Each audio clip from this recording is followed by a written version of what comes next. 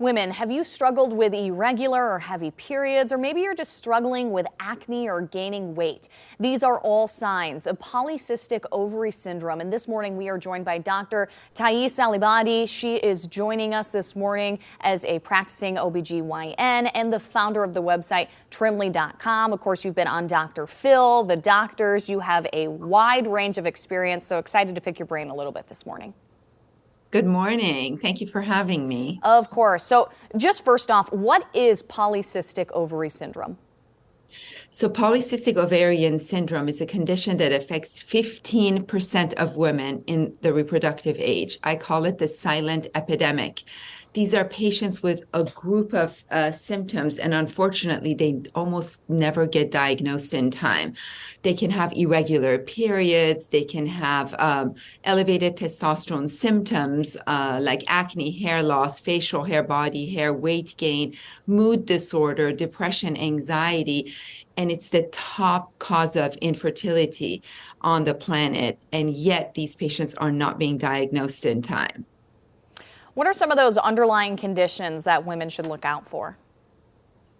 So a majority of polycystic ovarian syndrome patients suffer from insulin resistance, which means their body cannot process the sugar they eat. Unlike other patients who eat sugar and their sugar turns into energy in the body, PCOS patients have insulin resistance, which when they eat carbohydrates and their bodies break it down to glucose, the glucose doesn't make it into the cell to turn into energy. It bounces in the blood and gets stored as fat. Because this blood sugar in the blood increases their insulin level, that high insulin has also a side effect of elevating their testosterone and causing, or androgens, and causing all these other symptoms that are associated with polycystic ovarian syndrome, which could be very difficult for them to manage. These are patients who go to the doctor with acne and they get acne medication, but it doesn't really work for them, or they keep gaining weight, or they have irregular periods, they have difficulty getting pregnant, they lose their hair. Usually, I walk down the street and I can pick out PCOS patients as I'm walking down the street. And I know that these patients are not getting diagnosed. And it has always been a passion of mine to bring awareness to this condition. And that's how I started my Trimly platform, just to bring some form of awareness to these patients and to explain to them that these symptoms are not individual symptoms. These symptoms are all part of one big disorder that needs to be addressed. So you just mentioned your website, Trimly. Trimly is a coaching program for losing weight. So how can it help women with PCOS then? I've tried for 20 some years to educate women on PCOS. And one thing I finally realized is that people come seek help for weight loss.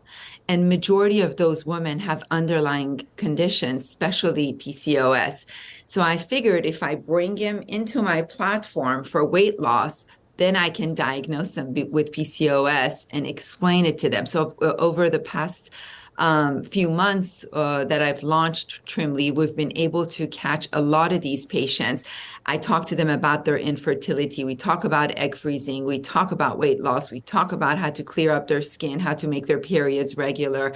But one more thing that I wanted to talk about is a lot of these patients have underlying conditions.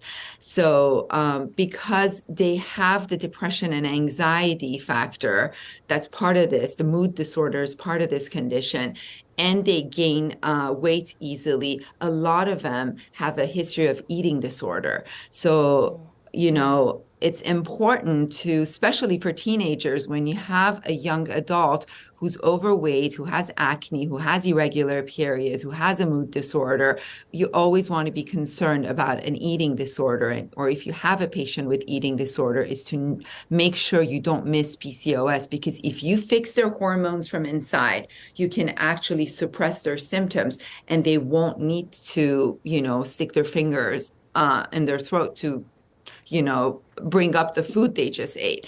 So a lot of that comes from that frustration of not being diagnosed and not knowing what's going on in their body, which is really sad. It is very sad, and there's so much we could cover here, but of course we do have to let you go. Dr. Aliabadi, Thaïs Aliabadi, your website, Trimly, of course, people can learn more information there. Yes, absolutely. We're here to help. Of course. Thank you for being here this morning. We do want